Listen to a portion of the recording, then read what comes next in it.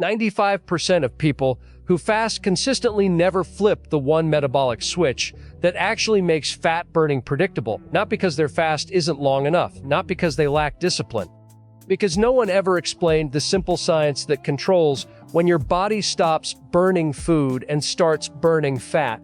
And it's so straightforward that once you hear it, you'll wonder how you've been fasting without it this whole time. No new protocol, no complicated timing. Just one biological principle that turns fasting from a guessing game into something as predictable as flipping a light switch. After this, the phrase, "I'm fasting and nothing's happening," will never make sense to you again.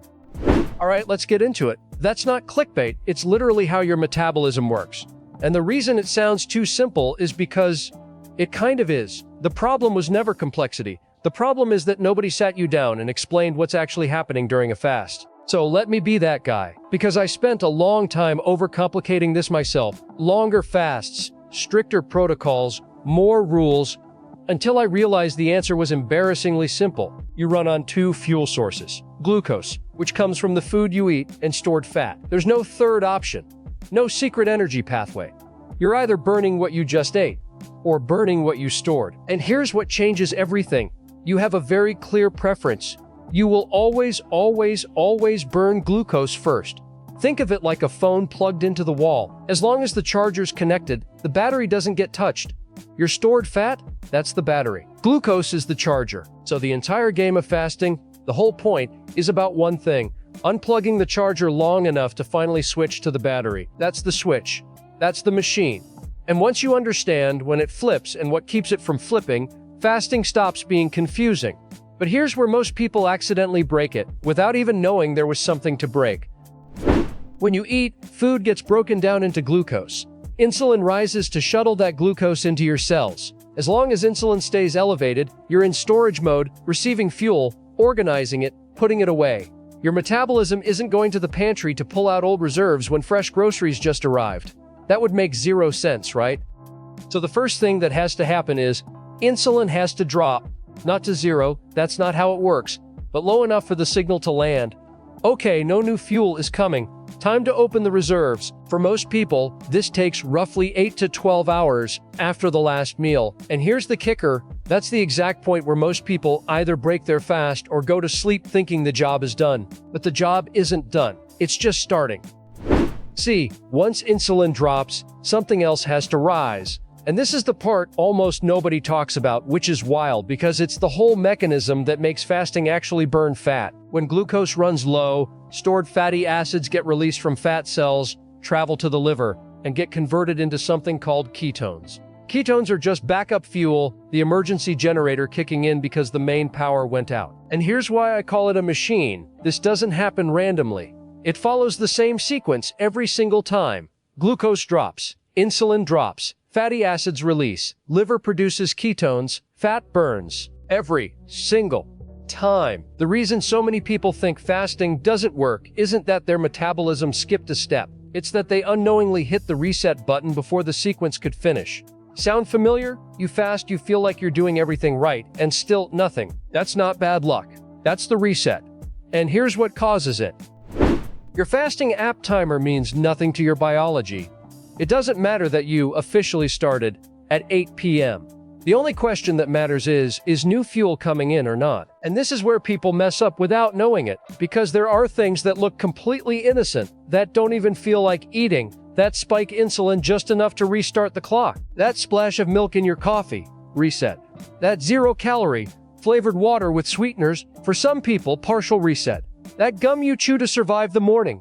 Depending on the type, it registers as incoming fuel. I've been there. I spent months doing 18-hour fasts, feeling proud of myself, checking the timer like it was a scoreboard, and not losing a single pound. Turns out the little things I was allowing were resetting the clock at hour 6 and again at hour 10. I never actually got past the starting line. If that's you right now, it's not your metabolism. You're just pressing a button you didn't know existed. But now you know. So here's how to stop pressing it. Once you understand the sequence, you stop guessing. You stop wondering, is this even working? Because you know exactly what needs to happen and in what order. In my experience with hundreds of guys who've tried this, the shift is almost instant. Not because the method is magic, but because the signal finally gets through. And the adjustments, stupidly simple. First, clean the window. During fasting hours, stick to water, black coffee, plain tea. Nothing else. No flavors, no sweeteners, no, just a little bit. You're not being extreme, you're being clear. One clean signal, the kitchen is closed. Second, control the re-entry. The first thing that hits your stomach when you eat matters more than you think. Break with a pile of simple carbs, bread, juice, fruit on an empty stomach, and you spike insulin hard, snapping right back into storage mode before the fast had time to do anything useful. Instead, ease back in. Protein, healthy fats, vegetables. Let the system land softly. Third, and this is the one nobody wants to hear, stop extending fasts you're not winning. If you're doing 20-hour fasts, but sipping flavored BCAAs at hour 8 and diet soda at hour 14, you're not doing one long fast. You're doing a series of short, broken ones that never reach the payoff window. A clean 16 will outperform a sloppy 22 every time. You know what I'm talking about, right? That feeling of grinding through a longer fast, white-knuckling it, and still seeing nothing change. That's what this fixes. Knowing the science is step one. But the part where most guys still trip up is the first few days of applying it. So I mapped out a clean fasting starter guide, day by day, meal by meal, and pinned it in the comments. Go grab it. And if this made your fasting finally make sense, subscribe. We're just getting started. Now, I know some of you are thinking, that's it? Yeah, that's it. And I get why that feels unsatisfying. We've been trained to believe fat loss has to be complicated, that there's always another supplement, another biohack, another protocol standing between you and results. The fitness industry makes money when you feel like you're missing something. They don't make money when you realize the machine already works. You just need to stop interrupting it. Think about it like this.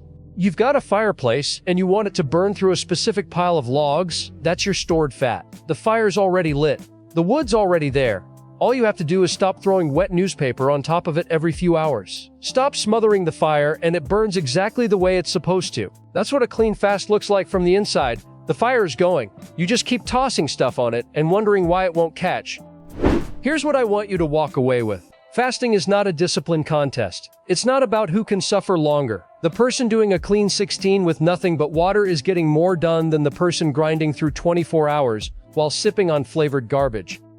Because it was never about the hours. It was about the signal. One clean, uninterrupted signal. No food is coming. Go use what you've stored. When that signal lands clearly enough for long enough, the machine does what it was designed to do.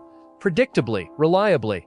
And of course, it works best when the rest of your lifestyle, sleep, movement, what you eat overall, is working with you, not against you. You don't need a new method. You don't need a longer fast. You just need to stop telling the machine to wait. If you've been fasting and not seeing results, this is probably why. Not because something's broken, because the sequence was getting interrupted before it could finish. Now you know what it is.